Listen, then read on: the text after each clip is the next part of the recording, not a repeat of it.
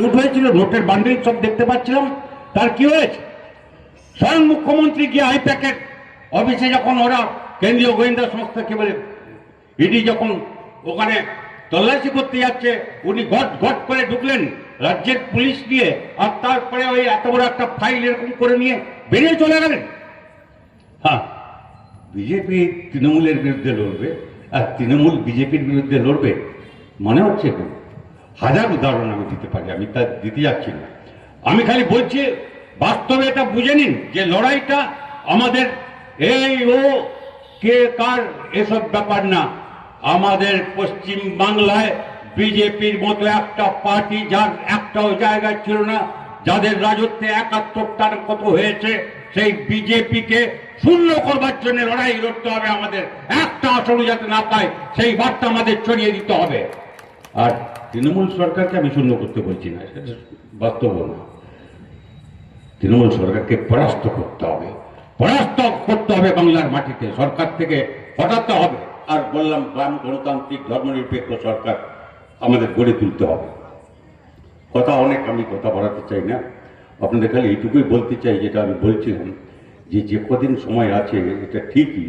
আমি অনেকগুলো জায়গায় ঘুরে বলছি, আরও কিছু জায়গায় যেতে বাকি আছে। শেষ দিন পর্যন্ত প্রথম দফার দ্বিতীয় দফার যতদিন ভোটে বলবার সময় থাকে প্রত্যেক দিনই যেতে হবে কোথাও না কিছু। আর অনেকে আমাদের বড় নেতারা যারা তারা লড়ছেন, তারা আছেন, ময়দানে আছেন। আমাদের তরুণ প্রজন্ম একটা বিরাট ভবিষ্যৎ, এটা আমি আপনাদেরও বলছি যে আমাদের বাড়ির যে পরের প্রজন্ম তাদের আমাদের তৈরি করতে হবে। তারা যদি আমরা যে জীবনটার জন্য লড়লাম সে লড়াই মর্ম না বোঝেন, তাহলে ভালোবাসা, সম্পর্ক, স্নেহ কি করে সেই ছেলেমেয়েরা তৈরি হবে কি করে? যদি তারা আমার পরিবারটা ঠিক না থাকে, তাহলে এত বড় মানুষের পরিবারে আমরা কাজ করবো কি করে? বিশ্বের দরবারে আমাদের যে লড়াই সেখানে আমাদের অবদান কি করে থাকবে?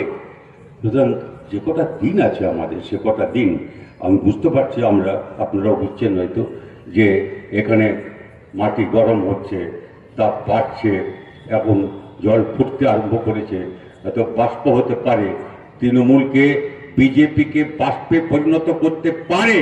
এইরকম একটা যখন পরিস্থিতি তৈরি হচ্ছে, কিন্তু এই মানুষ নতুন নতুন করে যেখানে ছিলাম সেখানে খুব আশ্চর্যই হলাম। অন্য পার্টি যারা ওই আইএসএফ তাদের ওইখানে ক্যান্ডিডেট নেই, কিন্তু ওরাও এসছেন। তারপরে আমি জিজ্ঞেস করছিলাম যে এরা কি, ওরা কি, এখানে কি, যেখানে যেখানে জানি সেটা বলছে এই ভাঙছে, আসছে, ইত্যাদি ইত্যাদি। অর্থাৎ আমি যদি যেতে পারি, প্রত্যেকটা মানুষের কাছে পৌঁছতে পারি, এবং যে মানুষ যার কাছে পৌঁছলে হবে সে তাকে তার কাছে পাঠাতে হয়। আমি আগে আপনাদের বলেছি কিনা জানি না, কিন্তু এটা আছে, কি বলে, শাস্ত্রে আছে, যা আছে তাই আর কি, যে যুদ্ধ যখন হয় তখন ভাগাভাগি হয় কে কোন পক্ষে থাকবে। মহাভারত যুদ্ধ এরকম একটা আছে, পুরাণের ব্যাপার, ইতিহাস নয়। কিন্তু ইতিহাস থেকে আলাদা করা যায় না, ইতিহাসের সঙ্গে তার একটা সম্পর্ক আছে। এটা হচ্ছে এরকম যে যখন যুদ্ধ বাঁধবে তখন কৌরব পক্ষ আর পাণ্ডব পক্ষ দুদিকে লেগেছে যে কি করে কাকে সঙ্গে পাওয়া যায়, কি করে ওকে পাওয়া একটা পক্ষে একটা ব্যাপার। হলেন শ্রীকৃষ্ণ। তারপরে মহাভারত পড়েছেন, মানে আমি এখানে মহাভারত অনেক রকম আছে, রামায়ণ অনেক রকম আছে, আমি তার মধ্যেই যাচ্ছি না। কিন্তু সাধারণভাবে বাংলায় যা আছে কৃত্তিবাস, রামায়ণ আর ইত্যাদি, ওইগুলো যা যা রামায়ণ মহাভারত পাওয়া যায় সেই থেকে বলছি। এখন একটা দুর্যোধন গেছে কৌরবদের পক্ষ থেকে, আর কি বলে পাণ্ডবের পক্ষ থেকে অর্জুনকে পাঠিয়েছে। দুপুরবেলা বোধহয় কৃষ্ণ ভাত খেয়ে ঘুমোচ্ছিলেন, মানে ভাত খেয়েছেন ঘুমোচ্ছিলেন এরকম লেখা নেই, কিন্তু ঘুমোচ্ছিলেন তিনি, যা লেখা আছে মহাভারতে। উনি ঘুমোচ্ছিলেন, তো কি বলে দুর্যোধন গিয়ে, রাজা দুর্যোধন মানি দুর্যোধন, উনি মাথার কাছে চেয়ারটাতে বসেছেন। অর্জুন পরে গিয়ে একটু উনি ওর মাথা পাতা নিয়ে মাথা করে উনি পায়ের কাছে চেয়ারটায় বসেছেন। সে কিন্তু ঘুম ভেঙেছে, উঠেছেন, উঠে যা হয়, উঠে দেখলেন যদি বসলেন আপনি খাটের উপরে, তো পায়ের কাছে যে আছে তাকে আগে দেখতে পাবেন, তো অর্জুন হচ্ছে ওর বন্ধু সখা, তুমি কেন এখানে? বলে যুদ্ধ তো হবে জানেন তো, আপনাকে এই একটা কি বলে আমাদের পক্ষে থাকতে হবে। আমি যুদ্ধ বুদ্ধ করবো না, কিন্তু তোমার সারথি হতে পারে, তোমার রথটা আমি চালাতে পারি। ব্যাস, অর্জুন চলে গেলেন। তারপরে উনি ঘুরে বসে দেখেন যে এখানে মাথার কাছে দুর্যোধন বসে। রাজা আপনি এখানে? বলে আমি তো আগেই এসেছি, কিন্তু আপনি তো আগে অর্জুনকে কথা দিয়ে দিলেন। মুশকিল, তাই তো। তখন শ্রীকৃষ্ণ বললেন, না তো আপনাকে তো রাজা ফেরাতে পারি না খালি হাতে, আমি কিছু সৈন্য দেবো আপনাকে, তারা প্রায় সব আমার মতোই যুদ্ধ করবে, দেখতে আমার মতোই হবে, তবে তারা কেউ বাঁচবে না, বুঝেছেন, যুদ্ধে মারা যাবে সবগুলো। এই আমাদের লড়াইটাও সেরকম। এমন মানুষ আছেন যার কাছে আমি যাই না, যাকে আমি চিনি না, ভেবে রেখেছি উনি আমার সঙ্গে নেই, সেই মানুষের কাছে পৌঁছতে হবে। যে যার কাছে গেলে হয় তাকে যেতে হবে, সবাই সবার কাছে গেলে হয়।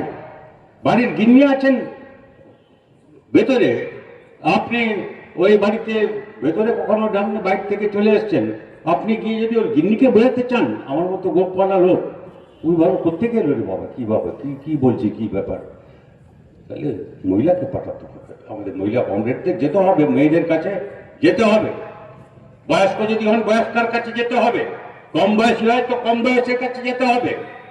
আর অন্যের বেলায় তাই, সংখ্যালঘু পাড়ায় আপনি কিছু জানেন না, তারপরে আপনি গটগট করে গেলেন, যদি বুঝেন তাহলে ভালো কথা, যদি বাইবেল পড়ে থাকেন, যদি কোরআন পড়ে থাকেন, এগুলোও পড়ে থাকেন, মহাভারত, গীতা ফিতা ইত্যাদি বেদ টেদ সম্পর্কে মোটামুটি একটা ধারণা থাকে, আরও অন্যান্য অনেক আছে, আমি তার মধ্যে যাচ্ছি না।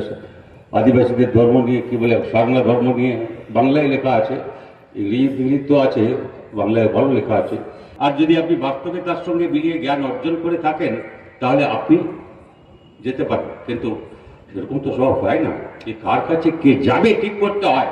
তাহলে দুর্যোধনের যাওয়া আর অর্জুনের যাওয়ার মধ্যে পার্থক্যই, যদি আপনাকে মহাভারতে যুদ্ধ ভাগ করবেন, এই নির্বাচনী সংগ্রাম এটা যদি জিততে হয়, এমন কোন মানুষ থাকবে না সাধারণ সমর্থক, এই পার্টির কি সেই পার্টির সাধারণ সমর্থক যে মানুষ আপনার এলাকায় আছেন, যার কাছে লাল ঝান্ডার লোকেরা পৌঁছয়নি, তাদের সঙ্গে কথা বলেনি, তাদের পাড়ায় গিয়ে তাদের সঙ্গে বসে তাদের মন জানবার চেষ্টা করেনি, তাদের কাছ থেকে শোনেনি, না শুনলে জানতে পারেনি, কিছু করবার থাকে করতে পারেনি, সেরকম যেন না থাকে।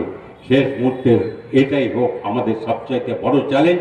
আমি দৃঢ়ভাবে বিশ্বাস করি দুর্গাপুরের যে ঐতিহ্য আছে সংগ্রামের, সেসব আমরা যখন জন্মাইনি তার আগের থেকে এইসব লড়াই হয়েছে, সেসব ইতিহাসে আমি যেতে পারি না এখানে, কিন্তু আমি আপনাদের বলা সেটা আমার দৃষ্টতা হবে। সেই ঐতিহ্যকে রেখেই এখানকার যে মাটি, এখানকার যে মানুষ, সেই মানুষ তারা পারবেন আর একটা নতুন ইতিহাস গড়তে।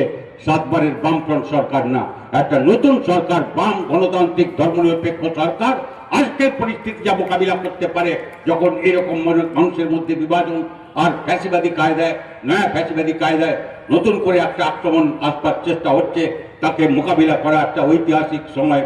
এই সময় আমাদের জীবদ্দশায় আমরা ঠিক ওই রকম দুনিয়া জুড়ে দেখিনি। আজকে সেই চ্যালেঞ্জটা মোকাবিলা করতে হবে, সেটা মোকাবিলা করে তবেই গিয়ে আমার মনে হয় যে আমি নিশ্চিন্তে ঘুমোতে পারি, যে ঘুম থেকে উঠব না। যদি জেগে থাকি, বেঁচে থাকি, আপনারা যদি যেতেন এখানে সেই ইতিহাস তৈরি করেন, আর যদি আমাকে ডাকেন যে আপনাকে একবার আসতে হবে, আমি আসবো আপনাদের ধন্যবাদ জানাতে, আপনাদের অভিনন্দন জানাতে, আপনাদের লাল সালাম জানাতে, লাল সালাম।